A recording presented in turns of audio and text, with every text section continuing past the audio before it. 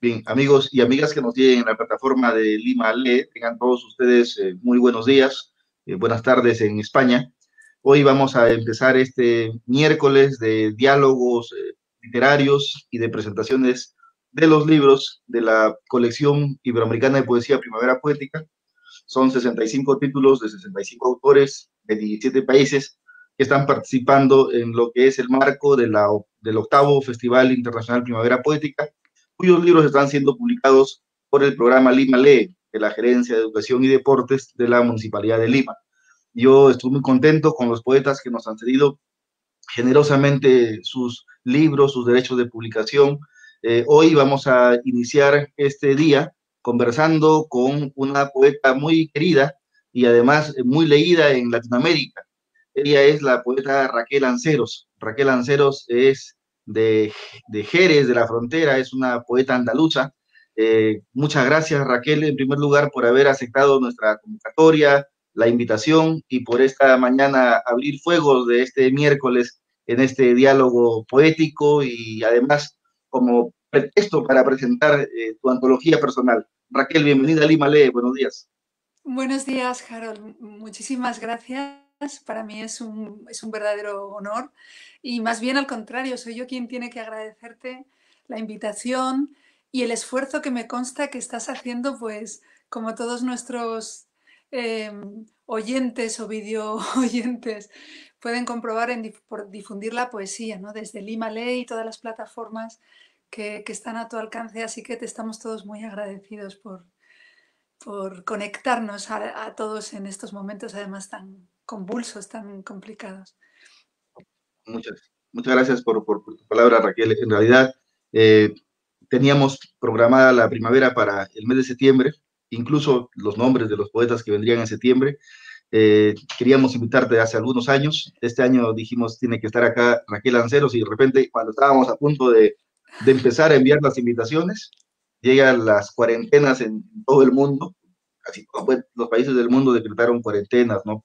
Por efectos de lo que es la pandemia, pero la poesía es resistencia, ¿no? La poesía no se deja vencer y finalmente el ser humano, creo, una de sus características es la adaptación, aunque todavía no nos adaptamos completamente a la virtualidad, pero no queríamos dejar que nos venza el 2020. Y si antes publicábamos 12 o 15 libros en cada festival, ahora dijimos, bueno, vamos a demostrar que podemos hacerlo mejor. Hicimos la alianza con la Municipalidad de Lima y estamos publicando 65 libros. Hay varios poetas españoles también muy respetados, poetas y poetas españoles que están publicando en esta colección, y es todo un honor poder contar contigo, Raquel. Nosotros conocemos de tu trayectoria, los libros que has publicado además en más de 10 países. Es la primera vez que creo que publicas un libro en el Perú. Nosotros Sí, satisfechos sí. de poder tenerte. Y antes de empezar a hablar un poco sobre tu trayectoria, sobre la poesía, coméntame cómo estás tú, cómo estás sobreviviendo a esta pandemia, esta situación de miedo mundial, pero en la que estás ahí, de pie. Sí, bueno, como tú muy bien has dicho antes, Harold, una de las características positivas que tenemos los seres humanos, o que al menos deberíamos tener, es la capacidad adaptativa, ¿no? Así ha sido a lo largo de mucho tiempo y eso es lo que han hecho nuestros antepasados y les tenemos que agradecer que lo hiciesen para que nosotros podamos estar hoy aquí. Dicho lo cual, no cabe duda que las circunstancias que nos está tocando vivir son muy complejas, ¿no? No se conocía una pandemia de unas características similares, posiblemente nunca, pero desde luego echando la vista atrás hace 100 años, ¿no? Que la última gran pandemia se llevó a millones de personas. Hasta ahora esta no ha sido, digamos, tan letal y tan mortífera, pero sí nos ha cambiado la vida de una manera que era imposible que imaginásemos, ¿no? Estábamos haciendo planes, como tú muy bien has dicho antes, de encontrarnos en Lima, de vernos, de compartir, de aprender, porque a mí lo que más me gusta de encontrarme con el resto de poetas del mundo es sobre todo lo mucho que aprendo de su poesía y de la poesía de todos los compatriotas que me van indicando para que yo apunte y después intente hacerme, digamos, como una especie de organigrama de estudio. Y llegó esto que nadie esperaba, que habíamos visto en las películas de ciencia ficción, que no pensábamos que fuera una posibilidad ya en 2020. Y de pronto hemos tenido que readaptar nuestro sentido de la vida, en muchos casos de manera incluso personal, ¿no? Pues cada uno ha hecho el confinamiento como ha podido. Aquí en España fue muy estricto, como sabes, fue uno de los primeros países que por desgracia fueron golpeados al principio de la primavera europea, en marzo. Y fue una cuarentena muy estricta, como digo, además muy sobrevenida, que a todos nos pilló de alguna manera con el paso cambiado. Y hemos tenido que adaptarnos pues a vivir de otra manera, primero a no salir de casa, después a salir de casa con muchísimas precauciones, con miedos, con zozobras, con incertidumbres. Sobre todo también hemos tenido que reconocer nuestra vulnerabilidad, que yo creo que era algo que, por mucho que nos duela, seguramente como sociedad nos hacía falta. Nuestra conexión con la biología, nuestra conexión con la naturaleza, que de tan obvias, pues de pronto a veces se olvidan. Y bueno, pues rediseñarnos en este contexto, que parece que por desgracia no va a acabar tan pronto, ¿no? Ojalá sea lo más pronto posible, pero da la sensación de que se alarga. Claro. Y, Dices la palabra rediseñarnos, ¿no? Y como bien lo dijiste también, estamos frente a un presente que parecía que no iba a tocarnos a nosotros al menos, ¿no?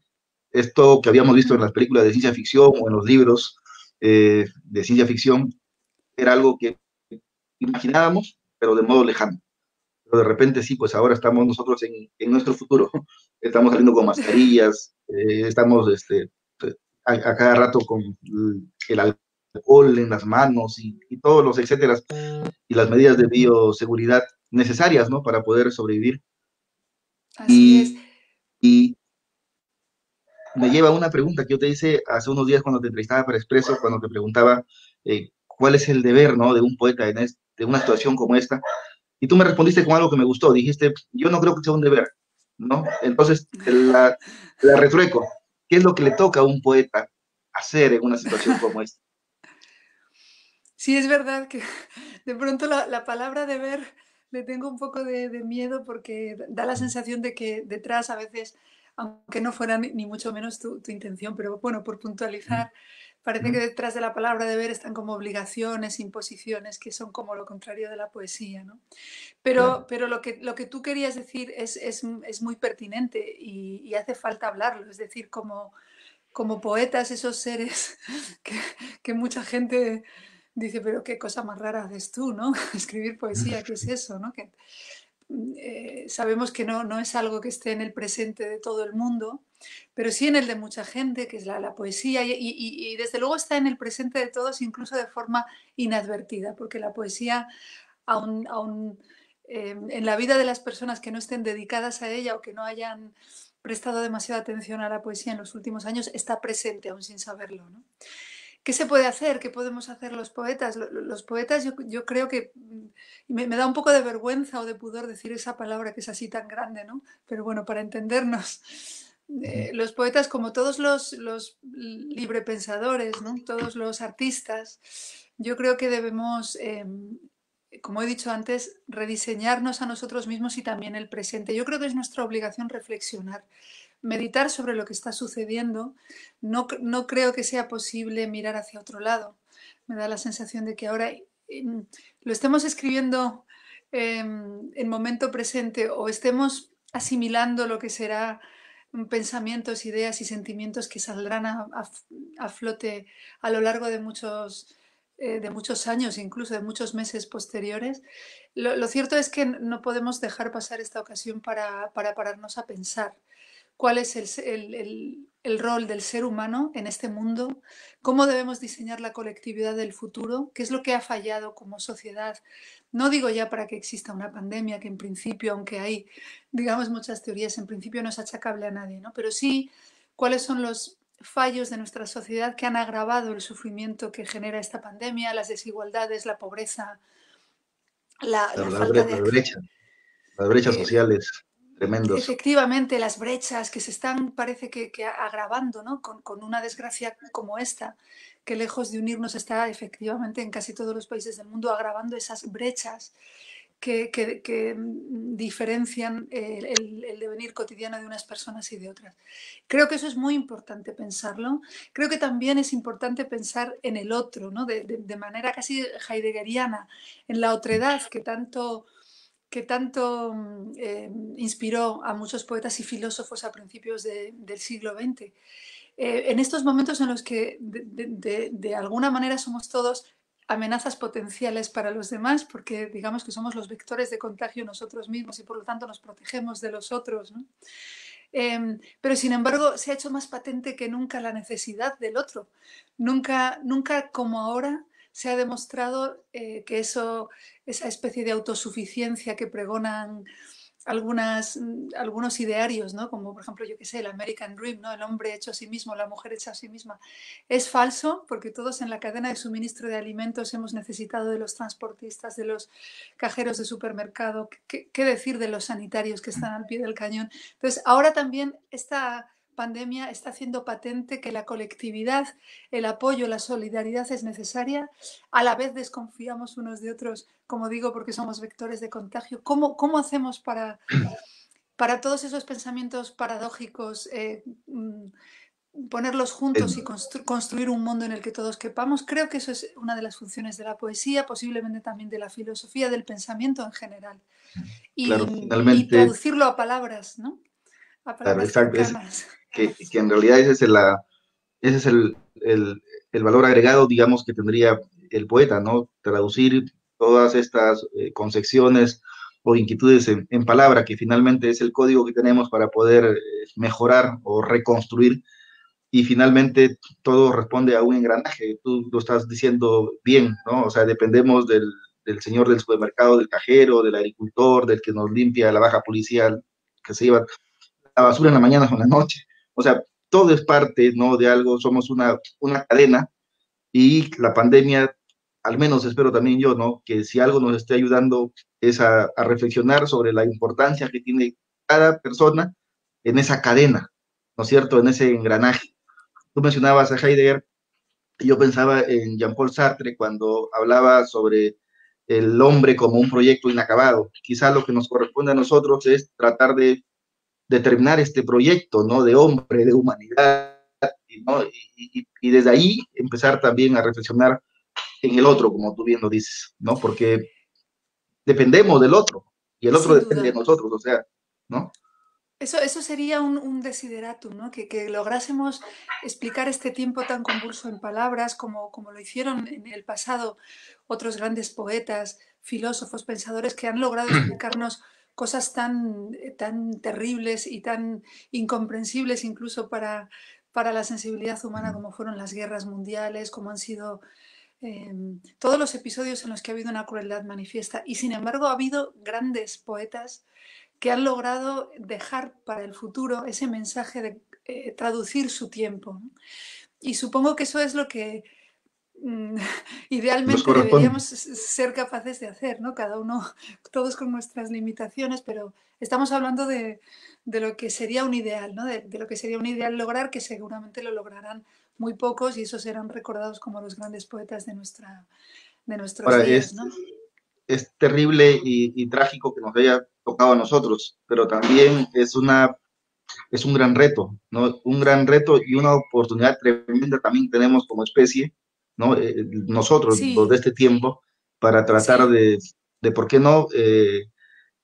Construir aquellos paradigmas, ¿no? ¿Por qué no usar el término que nosotros no tenemos? Porque, por ejemplo, sí. yo siempre converso con poetas de otras generaciones y tenían, por ejemplo, los poetas del 60 podían mirar de repente a Gandhi, no sé, ¿no? Pensando en voz alta, Sí, había pero nosotros aquí, referentes morales, ¿no? Digamos, exacto, pero nosotros éticos.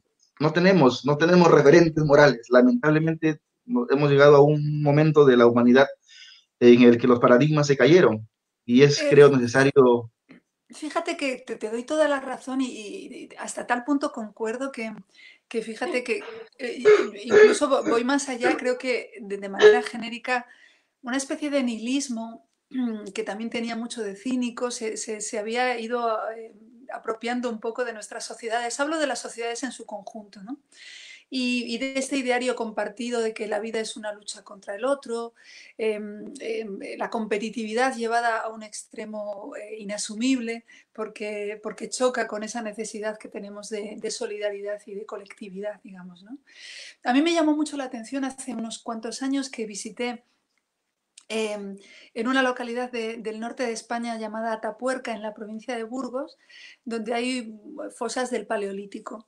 Y de pronto, entre las cosas que me llamaron la atención de lo que vi, de los restos, y bueno, de todo lo que los historiadores, en este caso los paleohistoriadores, pues se esforzaron en contarnos a los que visitábamos ese lugar, es que había una mandíbula, y esto te lo cuento, verás, es una anécdota muy breve, pero viene al caso de lo que estamos hablando y de lo que tú acabas de decir. Una mandíbula de una mujer eh, que tenía una cierta edad, que más o menos databan en unos 60 y tantos años, que para la época de, del Paleolítico era una mujer muy mayor, con la esperanza de vida que suponemos que tenía, ¿no? Y además tenía dañado una parte, como si hubiera sido embestida por un animal o hubiera sufrido un traumatismo, una caída, que hacen suponer que esa persona los últimos años de su vida no podía masticar por sí misma. Te lo digo porque a mí me sorprendió mucho pensar que en aquel momento que pensamos que, bueno, en esas tribus alojadas al fondo de la cueva cazando mamuts o recolectando los frutos rojos silvestres o de otro tipo que encontrasen, y de pronto había la suficiente solidaridad de grupo como para que personas, se supone más jóvenes y más fuertes, estuviesen dando de comer a una persona mayor durante un cierto tiempo. Me dio mucho que pensar porque de pronto creemos que nuestra sociedad ha llegado al sumum de la sofisticación y sin embargo hace muchos miles de años nuestros antepasados se ayudaban unos a otros para poder sobrevivir. Y eso a mí de pronto en estas circunstancias actuales también me hace mucho pensar, ¿no?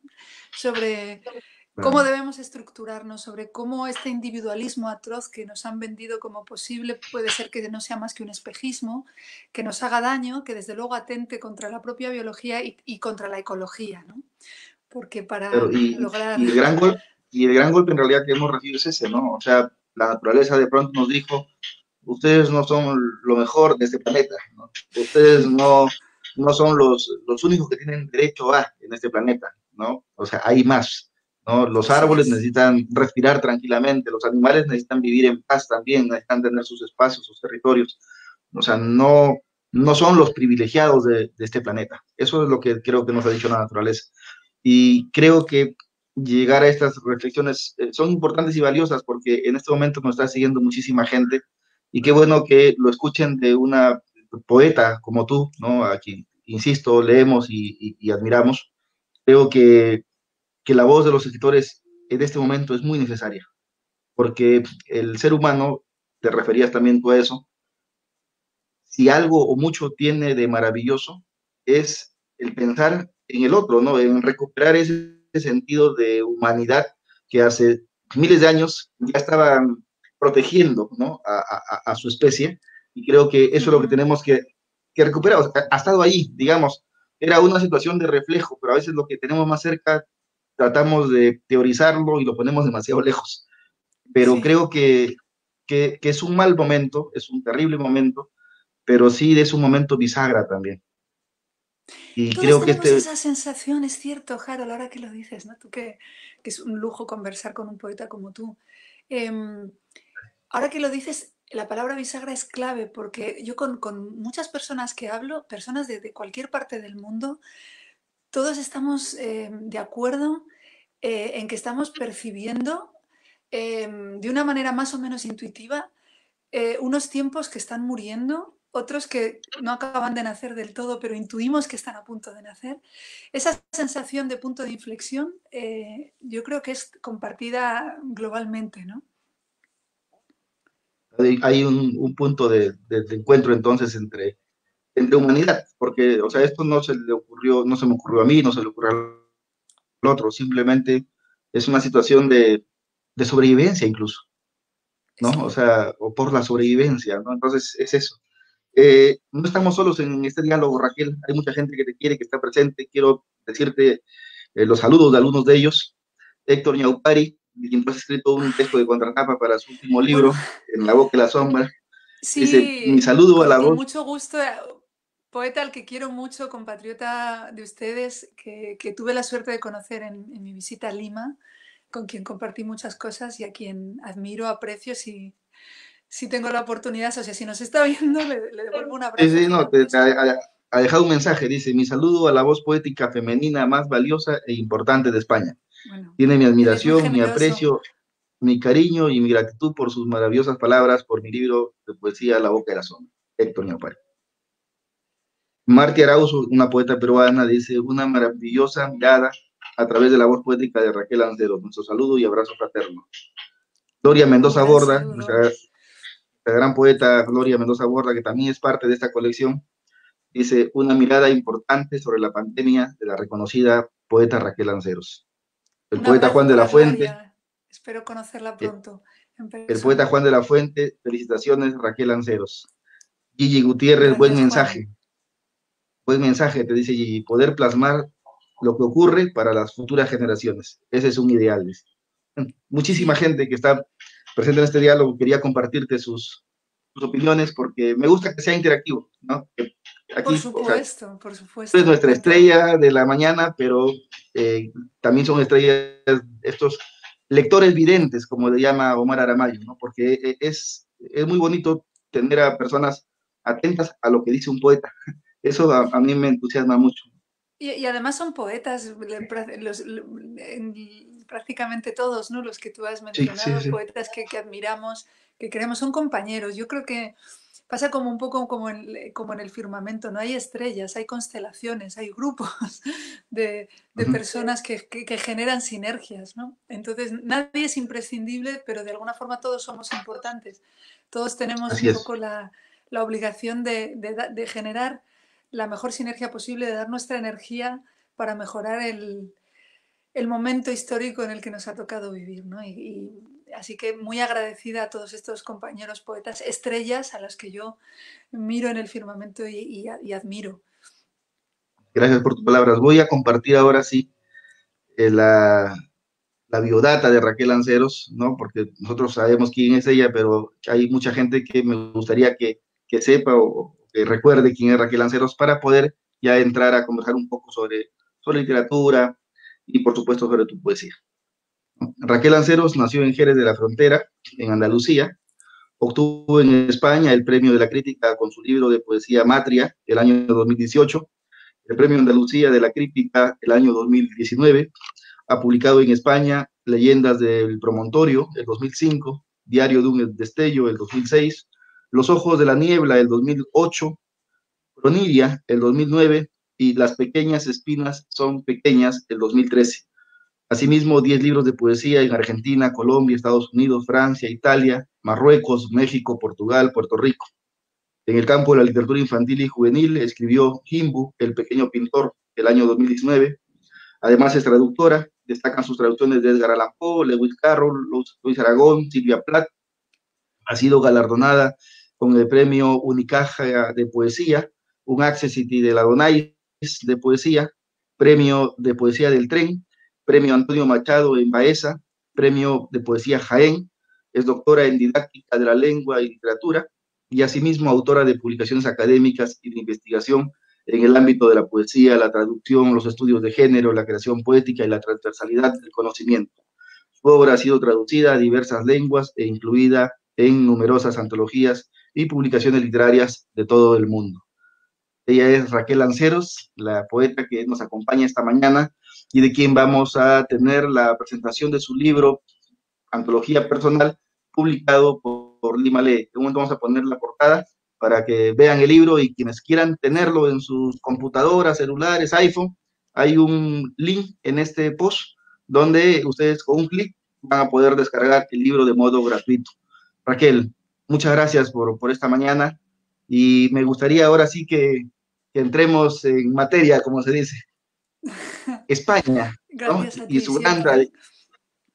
España y la gran tradición que tiene poéticamente hablando, ¿no? Desde los juglares, el Renacimiento hispánico, el siglo de oro, generación del 98, poetas del 90, del 27, eh, los poetas del 50, hablábamos ayer con María Ángeles Pérez López de Claudio Rodríguez, de José Hierro, de Valente, Panero, Gamoneda, ¿no? Coméntame un poco sobre esa gran tradición de la que tú eres parte y heredera además. Eh, sí, verdaderamente en todos los países de habla hispana, ¿no? Porque fíjense también en Perú, qué tierra de grandes poetas, y cualquier país que mencionemos. Pero es verdad que España en particular, que es mi país natal, es un país con una tradición riquísima, em, que hace que de alguna forma a veces uno se sienta un poco abrumado, ¿no? Porque yo hablando hace años con un amigo decía, ¿cómo escribir después de Lorca, ¿no? Pero Lorca me imagino que diría cómo escribir después de Calderón de la Barca o después de Quevedo o después de Góngora. Es una tradición muy rica que yo creo que da una oportunidad de conocer el pasado. Yo siempre reivindico el conocimiento de la tradición, no porque, no porque denoste la experimentación, todo lo contrario, creo que tenemos que innovar y que tenemos que experimentar, pero para ello, y esto tampoco lo digo yo como algo nuevo, eso lo decía muy bien Picasso cuando aconsejaba ser un maestro en el arte, en la pintura figurativa antes de empezar a eclosionar e inventar otras cosas como él, ¿no? Que fue uno de los Claro, grandes padres del cubismo. el cubismo. Entonces, como mínimo, yo creo que una tradición literaria tan rica, tan impresionante, porque esa es la palabra, con unos a la que pertenecen algunos de los grandes maestros de la historia universal de la poesía, pues uno cuando menos lo que creo que debe hacer es conocer a fondo esa tradición y después pues buscar su propio camino. Pero es verdad, hasta incluso algunos están vivos, ¿no? De los que has mencionado, Antonio Gamoneda, por ejemplo, que además vive en la ciudad en la que yo pasé la infancia y la juventud y en la que viven mis padres, León. Y por lo tanto, a veces su universo geográfico me es muy cercano, ¿no? Cuando habla de la nieve, cuando habla de ese frío del norte peninsular. Tuve el honor de Tenemos conocerlo acá en Lima, a bueno, Gamoneda. es uno de Sí. nuestros grandes maestros vivos ahora mismo, ¿no? De los nacidos en los años 30, nos quedan vivos. Bueno, siempre me da miedo enumerar porque tengo pánico a que se me olvide alguien, porque yo obviamente respeto y quiero a todos los poetas de mi tradición y de las otras tradiciones del mundo, pero de los años 30 nos quedan vivos el gran Antonio Gamoneda como maestros felizmente presentes a los que rendir homenaje, ¿no? Y cariño todavía piel a piel. Está Francisco Brines en Oliva, en Valencia, todavía vivo. Está Julia Uceda, que es anterior, yo creo que ella nació en la década de los 20. Está José Manuel Caballero Bonal, también de la década de los 20, felizmente vivo. O sea que tenemos la suerte de tener unos cuantos maestros a los que todavía podemos escuchar de viva voz y que además Escuché, yo escuché aquí en Lima, cuando vino Antonio Gamoneda, tuve el placer y el privilegio en realidad de dar el discurso de bienvenida. Y que, cuando vino y le tocó a él eh, hablarle a nosotros, él dijo algo muy simpático y muy fuerte sobre Vallejo. Dijo que César Vallejo había recibido un lenguaje en ruinas, había recibido vestigios de una lengua y que Vallejo se encargó de reconstruir desde esos vestigios y de hacer poderosa una lengua. Eso lo dijo Gamoneda. Me quedó muy presente porque, salvando las distancias, ¿no? Pero nosotros estamos en este momento recibiendo un mundo como vestigios también, ¿no? O en como todo caso, es verdad, es verdad. una tradición o una civilización moralmente en ruinas. Y Sí, ahí es verdad. creo que ahí también está nuestra responsabilidad, ¿no? De reconstruirla. Sin duda, y Mira, la además moneda. concuerdo con lo que dice de Vallejo. Yo me considero vallejista o vallejiana, porque es uno de los grandes poetas de cabecera de la lengua española, sin lugar a dudas.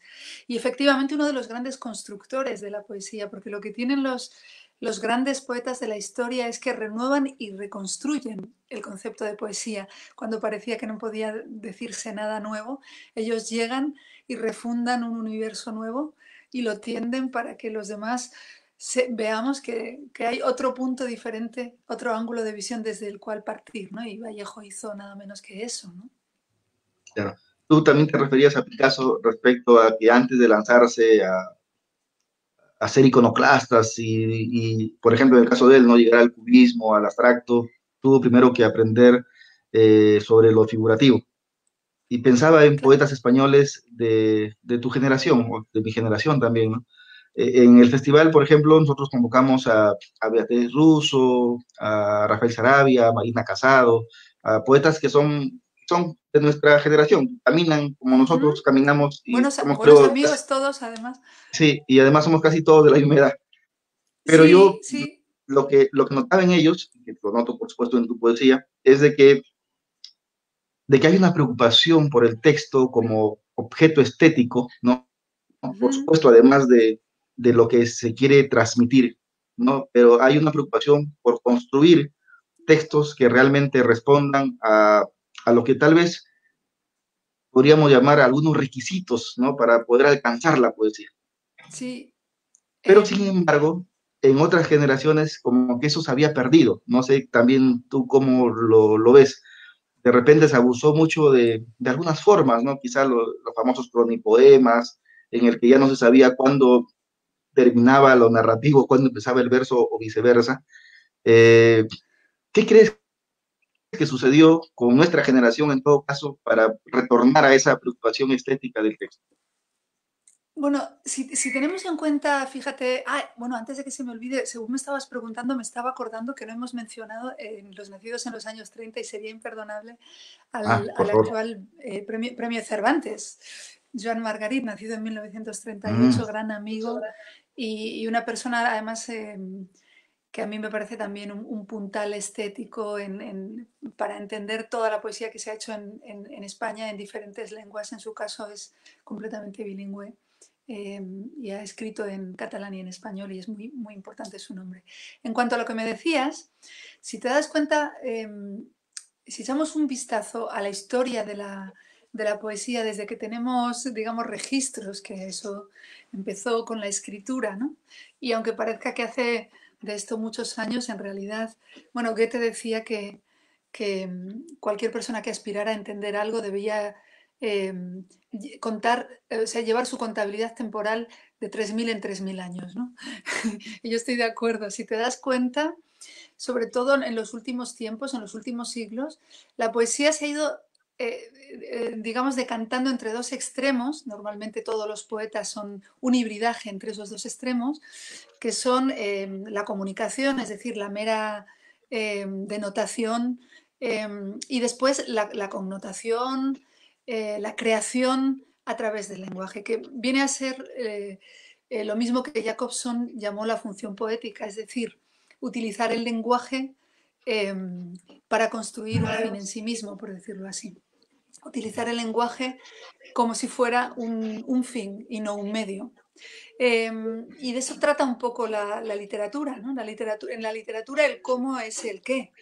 Y se confunden tanto que el qué realmente no es literario si no tiene un cómo que lo sustente. Es decir, yo te puedo contar la historia más interesante del mundo, pero para que esa historia se transforme en 100 años de soledad, necesitamos que Gabriel García Márquez arroje su talento sobre las páginas y de pronto entonces eso ya sí es literatura. El lenguaje está muy presente.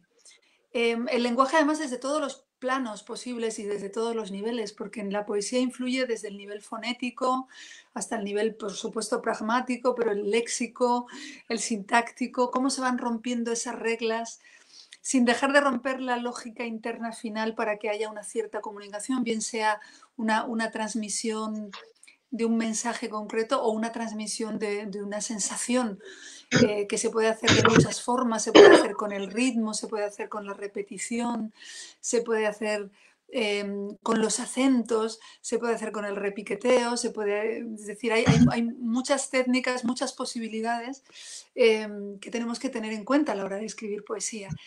Y también, por supuesto, es importante transmitir un mensaje, es decir, eh, el lenguaje, además de ser un instrumento a pulir como si fuésemos orfebres, también es un instrumento comunicativo, al fin y al cabo, a la postre, y aún dentro de la literatura.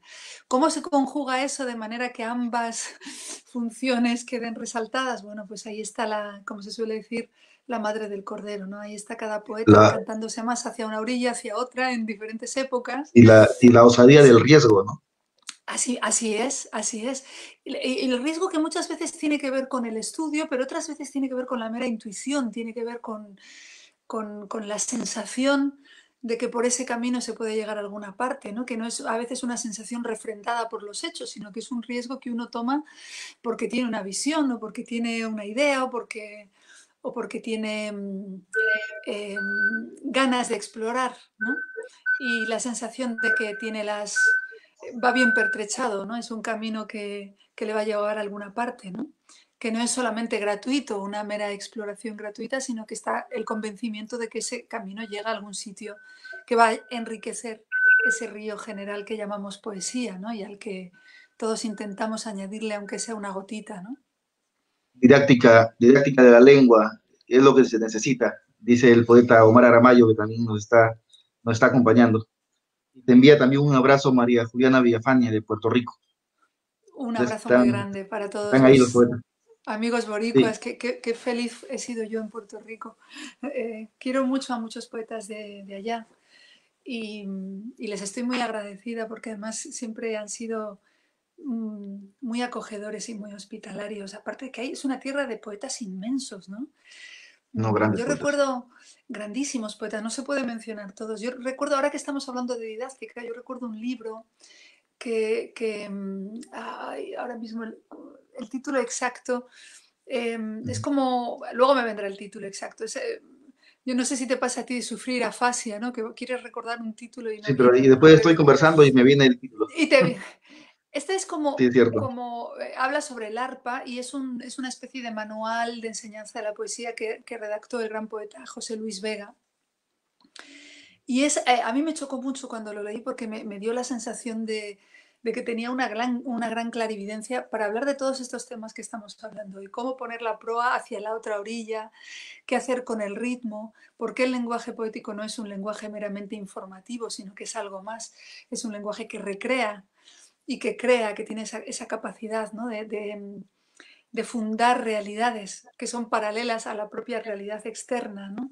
Y en las cuales nos reconocemos. Y ese libro, fíjate, de José Luis Vega, poeta puertorriqueño, lo digo porque como nos ha saludado nada, para mí fue un antes y un después a la hora de... Es un poco como el arco y la lira, ¿no? De Octavio Paz, que también es un antes y un Todo paso. después en la teoría de la poesía. Pues, y en la forma de entender la poesía vista desde dentro. Pues a mí me sucedió eso con José Luis Vega, así que le mando un abrazo a él, a Liliana Collado, a los grandes poetas de Puerto Rico que son muy talentosos y muy admirados. Claro. Y te preguntaba esto porque yo te leía y también he leído algunas entrevistas que tú has dado en algunos medios y sentía tu pasión, pero además tu conocimiento y claro, por la formación, ¿no? que te ha dado la academia, la universidad. Es importante estos temas que estamos en este momento tratando, porque yo creo que a la poesía necesitamos también recuperarla. Y quizá Mm. durante mucho tiempo, yo creo que se les fue, a veces decían, no me acuerdo quién dijo esta frase, que uno de los enemigos de la poesía es el poeta, porque había mucha gente Es verdad. con espíritu de poeta, pero que sin embargo dejó que la poesía se le vaya, ¿no? Pero yo siento más bien que en esta nueva generación, un término también de referencia, ¿no? Didáctica, eh, se está recuperando esta preocupación por el sentido estricto, ¿no? De lo que, voy a usar una palabra que no te gusta, pero de lo que debería ser la poesía. Y, No, no, no, no. porque, claro, pero es que es cierto, o sea, si no, yo creo que la poesía puede estar en todas partes, pero no todos tienen la capacidad de aprender la poesía, ¿no? O de ponerla sobre la página en blanco. Y en ese sentido creo que es necesario estas reflexiones y es necesario sobre todo conocer, o sea, no en vano se escribió sobre el ritmo, sobre la rima, sobre la ley de los acentos, sobre las figuras literarias. O sea, hay una serie de elementos o de herramientas que están allí para que el poeta las aprenda, las conozca, las interiorice y de repente, desde lo más particular que tiene, esto lo decía Charles Olson, su respiración, le ponga su toque particular, ¿no? Así Entonces yo es. creo que eso hay que recuperar.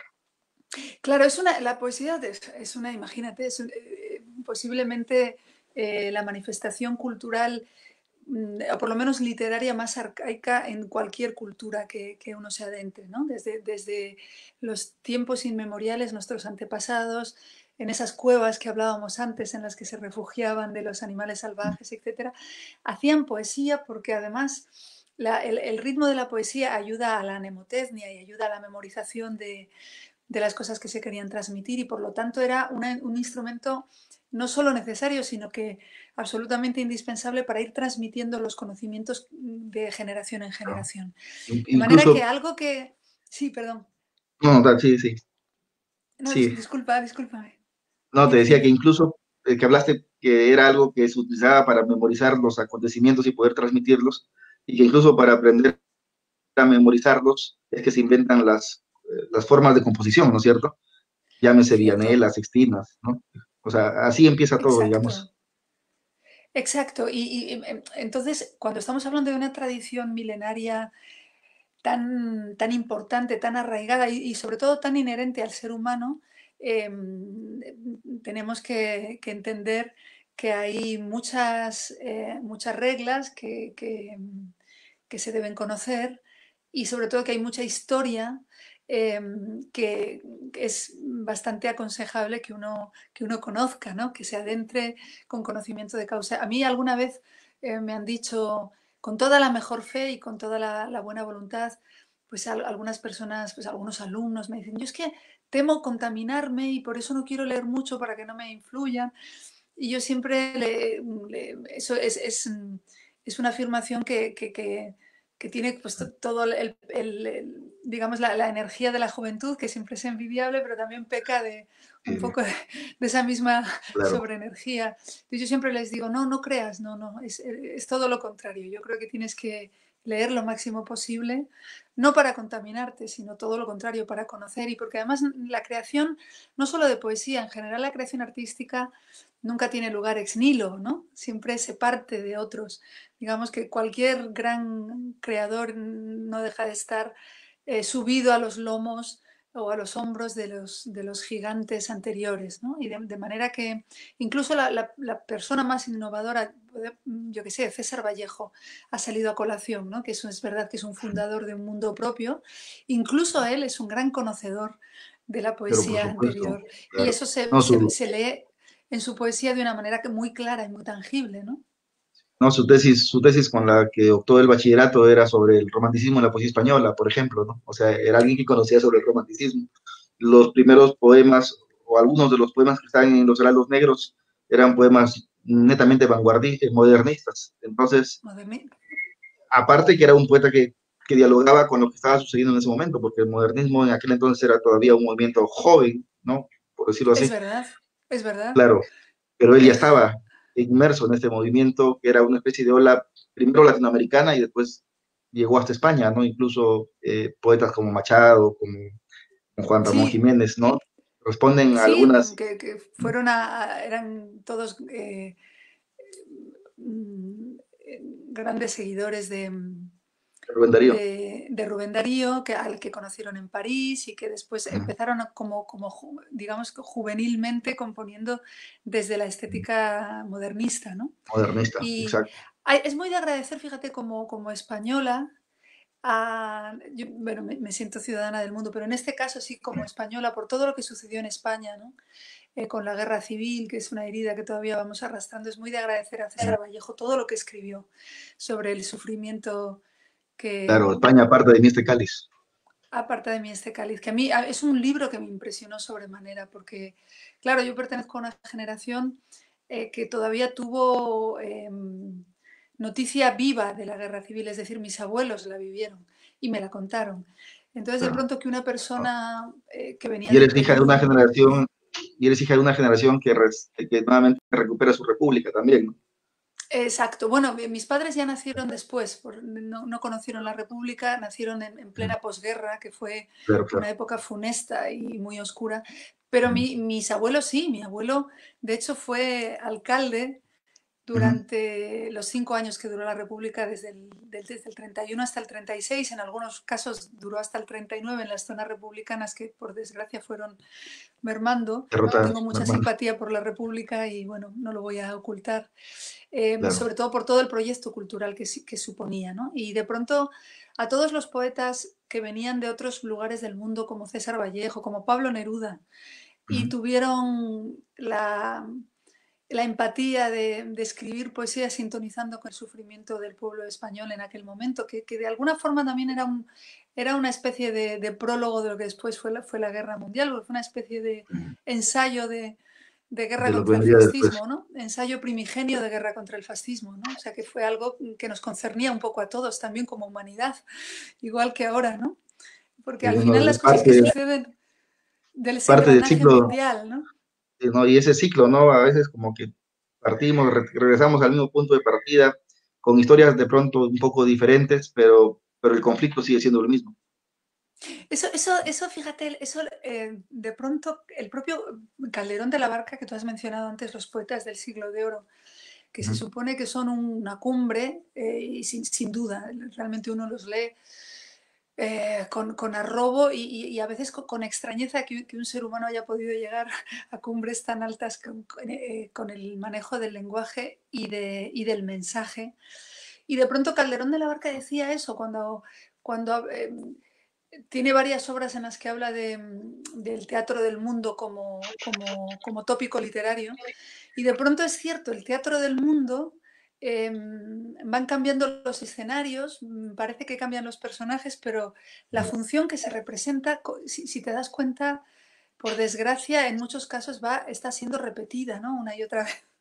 O, Sí, o sí. tiene muchas Una, cosas en común. una constante malamente muy humana.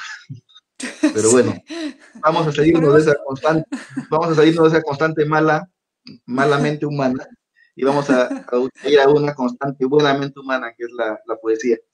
Y me gustaría, Raquel, que me digas, no sé, en un minuto, qué significa esta antología personal que estamos publicando en Lima Lee, y por supuesto que nos compartas algunos poemas. Ahí está la portada en la pantalla de la antología personal de Raquel Lanceros, que pueden tenerla ustedes de modo gratuito, pueden descargarla desde su celular, computadora, iPhone, iPad, y disfrutar, ¿no?, de la poesía de Raquel como una especie de repaso a lo que es su obra poética.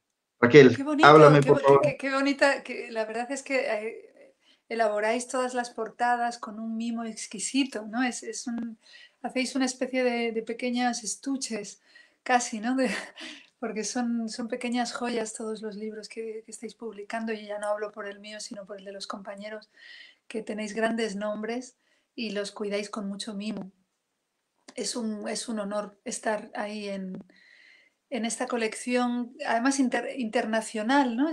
Yo creo que tu espíritu, Harold, la sensación que a mí me da cuando te pones en contacto conmigo por primera vez, es que tú, de alguna forma, eres un avanzado a tu tiempo, porque has comprendido que las fronteras de las naciones no tienen nada que ver con la poesía, ¿no? Y estás haciendo algo, digamos, de una entidad que borra estas pequeñas geografías políticas y que nos engloba a todos un poco como hermanos de algo común que es la poesía, ¿no? Y yo me identifico con eso que tú estás haciendo. Te agradezco mucho por tu palabra, Raquel, y creo que cuando todos entendamos de que las fronteras son referenciales y que al final las necesidades que puedes tener tú las tengo yo, estamos hechos con la misma cantidad de huesos, y que Desde todos en luego. realidad claro, y que en realidad todos nos necesitamos para poder sobrevivir, vamos a poder tener otro mundo, ¿no? Y creo que la Es, responsabilidad que tenemos es reconstruir y levantarlo como se refería Gamoneda, ¿no? Sobre Vallejo, pero sobre lo que hizo Vallejo. ahora no Fíjate, lo voy a repetir para, yo, ni tú, sino todos, ¿no? pues para mí la oportunidad que tú en particular y todo tu equipo me habéis dado de publicar en Perú, es muy importante y muy emocionante. El Perú, además de ser un gran país desde muchísimos puntos de vista, paisajístico, gastronómico, cultural, pero desde el punto de vista poético es una gran potencia, como hemos dicho, algunos de los grandes nombres de la historia de la poesía han venido de diferentes lugares del Perú.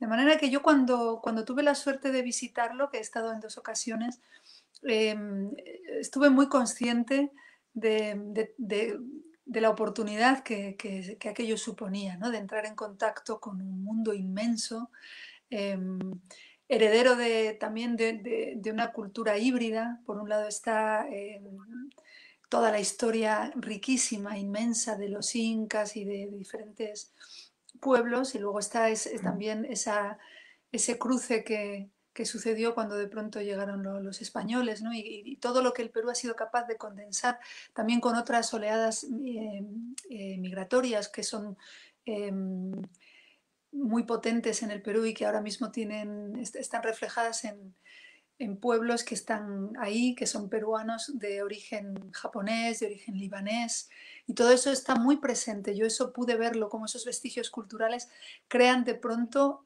algo muy distinto, que es la cultura peruana, muy reconocible y que no tiene nada que ver con ningún otro lugar del mundo, pero que a la vez eh, tiene partes de muchos otros lugares, ¿no?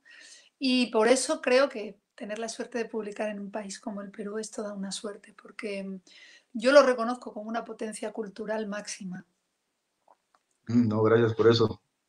Acá estamos hechos de muchas partes, ¿no? Eso es una gran Y riqueza. entender, y entenderlo creo que es lo que también nos va a ayudar a nosotros como peruanos a fortalecer y a construir en realidad una identidad que todavía no se entiende, creo yo, a pesar de que estamos en pleno siglo XXI.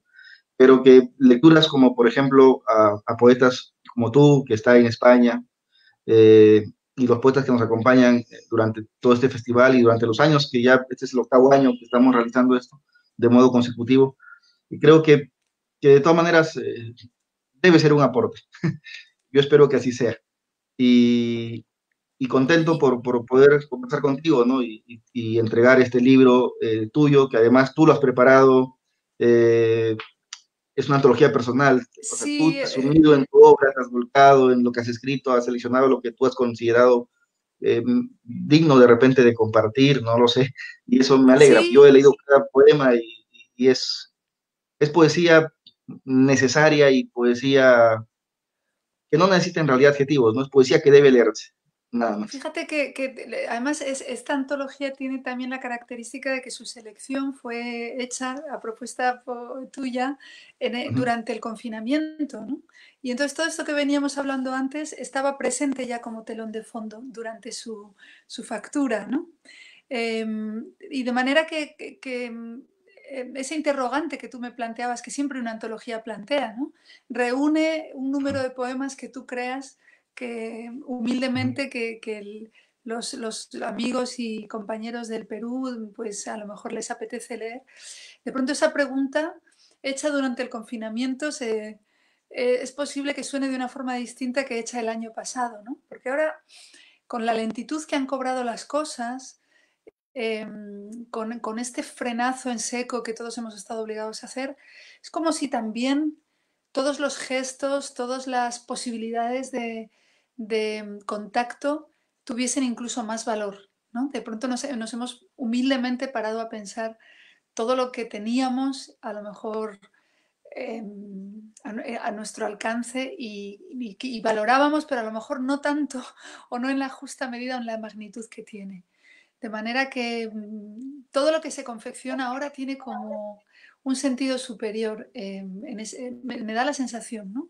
Uno lo hace con más mimo. Además, también, de pronto, esta pandemia, no nos olvidemos que nos ha vuelto más vulnerables y de pronto la enfermedad y la muerte están muy presentes, ¿no? De manera que la vida y la poesía es vida multiplicada por sí misma, la posibilidad de compartirla incluso más allá de los límites de la propia vida individual, pues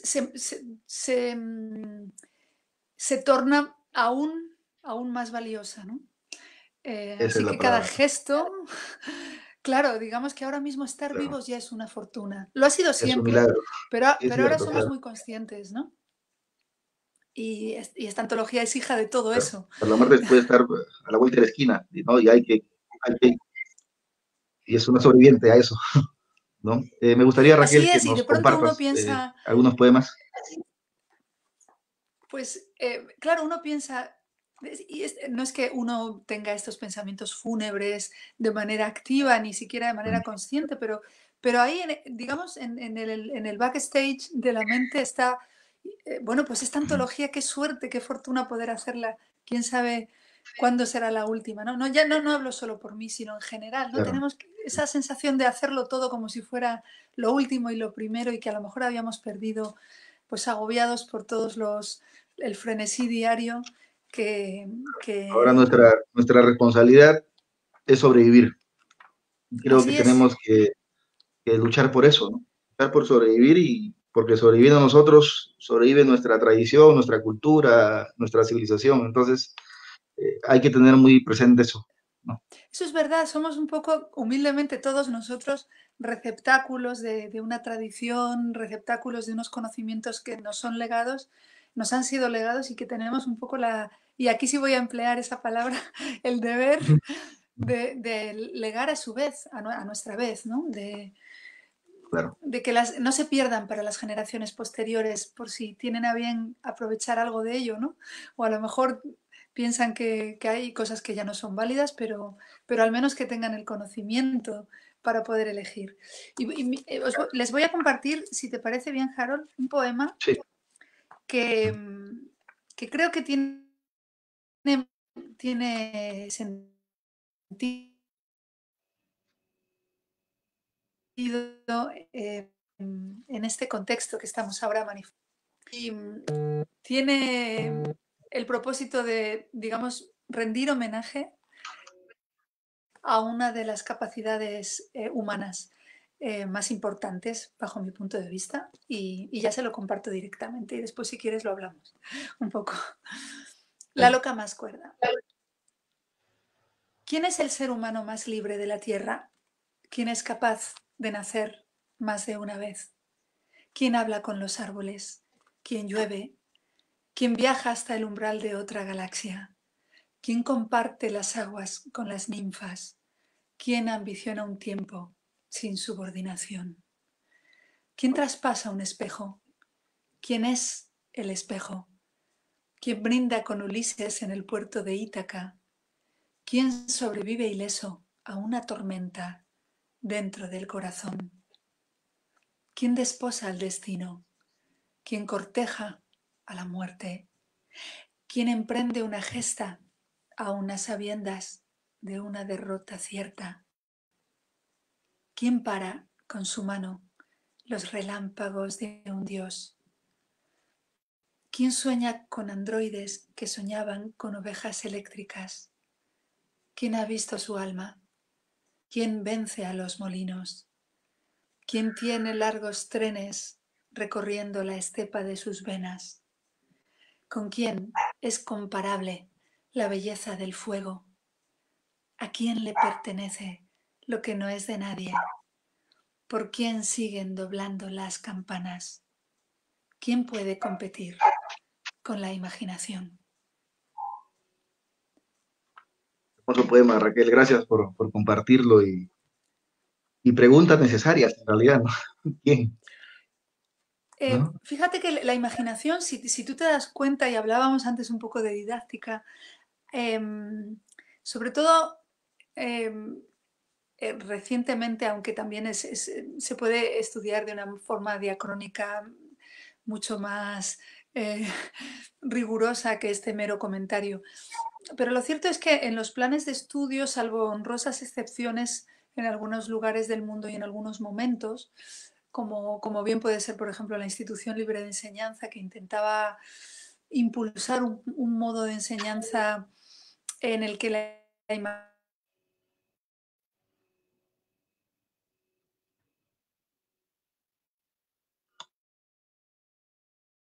imaginación tuviese mucha presencia, pero sí que tienden a hacer prevalecer otras capacidades de la inteligencia humana y no tanto la imaginación, porque la imaginación, así como es lo que es, digamos, esa capacidad de, de ver lo que aún no existe, de hacerlo presente primero en nuestro interior y después incluso trabajar para ser capaces de construir ese sueño en el exterior.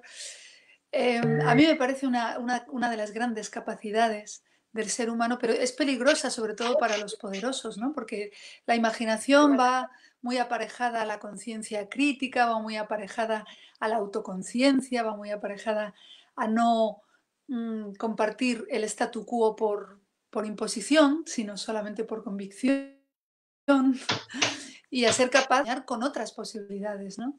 Y eso es algo que en general pues a los que detentan el poder les suele dar mucho miedo. De manera que se arrincona en los sistemas educativos la imaginación y la creatividad y se suelen, bueno, pues hacer prevalecer otras capacidades que son más repetitivas, a lo mejor igualmente valiosas, pero yo quería con este Pero, poema poner de manifiesto la necesidad que tenemos de usar la imaginación. Y en este contexto actual hace mucha falta, ¿no? Porque tenemos que imaginar otras posibilidades, digamos que los antiguos paradigmas, por utilizar una palabra que tú utilizaste y creo que es muy exacta, ya no sirven o no sirven por completo, ¿no? De exacto. manera que nos No, salvará la imaginación en gran parte. exacto. Qué buen mensaje, ¿no? La imaginación como herramienta y la imaginación como bandera. Me gustaría, Raquel, se nos pasó el tiempo volando, mira, y yo Bueno, ya contento llevamos de una hora, haber, no puedo creerlo. sí, sí, yo contento por haber tenido este diálogo, pero me gustaría, hay un poema, y perdona que te lo pida, sí, ¿para qué la poesía? No, pero agradecida, al contrario. El poema ¿Para ¿Para qué qué la la poesía? Pues, poesía? sí creo que es un poema que, que necesitamos escuchar. Fíjate, no sé cómo estamos de tiempo, pero me gustaría decir simplemente una introducción en 30 Sí, segundos de ese poema, porque este poema cuando lo escribí, ¿para qué la poesía? Tenía en mente las preguntas que muchas veces se nos hace desde los medios de comunicación cuando uno va a hacer una lectura o a dictar una conferencia y con la mejor de las voluntades, muchas veces nos preguntan, ¿y para qué la poesía? ¿No?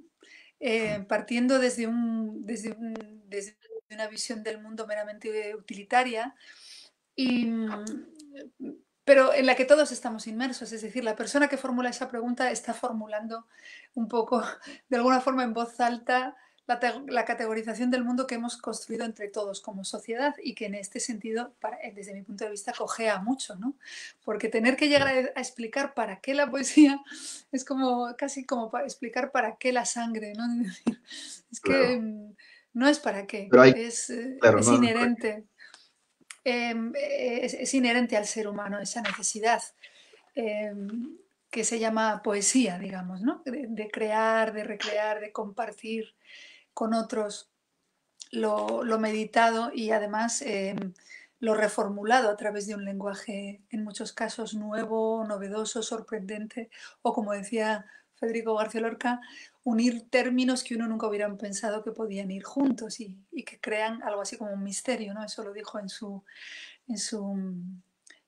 conferencia sobre la teoría del duende, como él la llamaba. Bueno, ¿para qué la poesía? Además, reúne un poco todo lo que estamos diciendo, que es también homenajear a todos nuestros antepasados que han creado gran poesía y que nos han legado ese tesoro. Y uno de ellos en particular lo cito porque después viene citado de manera intratextual dentro del propio poema, que es Francesco Petrarca, Acá. que es uno bueno, de los grandes maestros de la tradición occidental. Claro, no olvide el soneto. Y del soneto, efectivamente, que primero fue una gran novedad y después se Ese. hizo así Él fue el que lo empezó a difundir. así es. Y después de Ujú. pronto acabó sonando como más retórico, ¿no? Como siempre pasa con las Sí, formas novedosas, ¿no? Que uno las crea y muchos las y de repiten.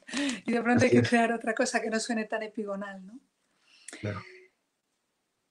Recordando que el mundo es demasiado ancho para una vida grotescamente breve, hablemos del matiz, guardián de la esperanza, del sueño y de su huella, tan reales.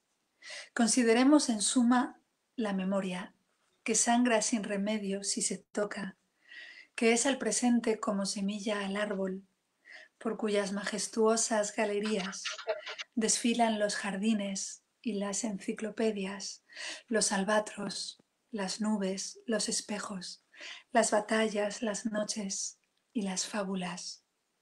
Exiliados, en fin, en la tristeza de nacer tan minúsculos, imperceptibles casi, pero alentados por ilusión titánica.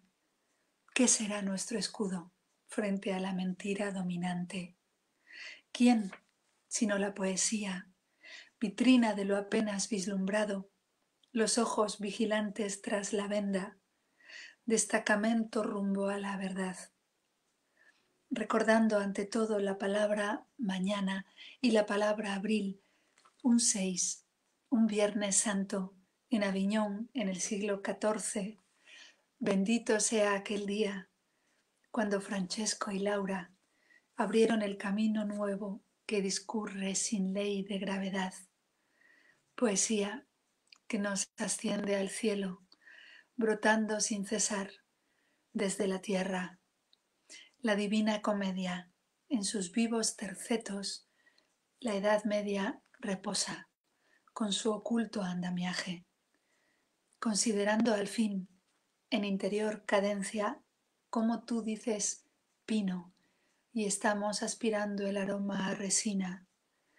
La mente no consigue entenderse a sí misma, pero tú te aposentas en el corazón, con sus ramos de sombra y sus frutos de ánimo, con su herida de siglos que tú sanas, al nombrarla en voz alta y letra escrita, vengadora del mito y del olvido. Bendito sea el día, el mes, el año y la estación, el tiempo, la hora, el punto en que nació. Poesía que sabe hablar con Dios y nunca muere.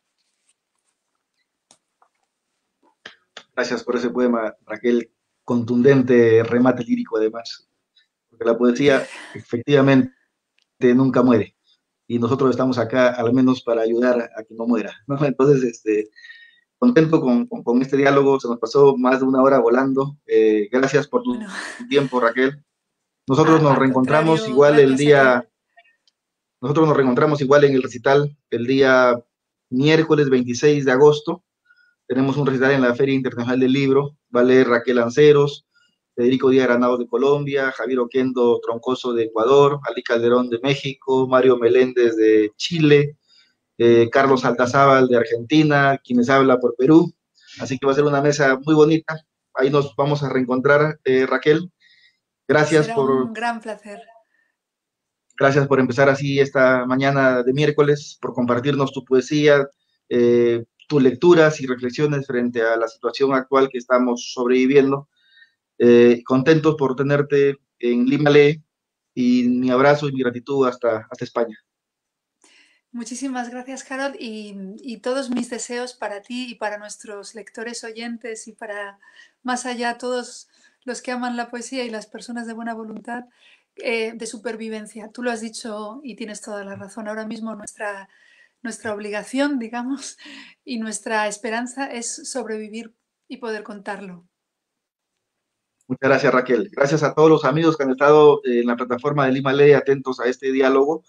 Nosotros vamos a despedirnos por ahora. Retornamos a las 4 de la tarde, 16 horas de Perú, 16 horas de Argentina, para conversar con Hugo Francisco Rivela, ¿no? El gran poeta de Salta, Hugo Francisco, que nos está entregando un libro que se llama Maravilloso, Poemas del Despenado. Así que a las maravilloso 4, poeta.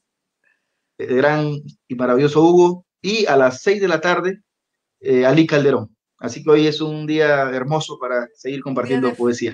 de fiesta para la poesía. Muchos abrazos para Hugo, para Lee y que tengan un fantástico día. Muchas gracias, Raquel. Gracias a todos ustedes. Chao. Un Tengan un abrazo. buen mediodía. Buenas noches, Raquel. Gracias.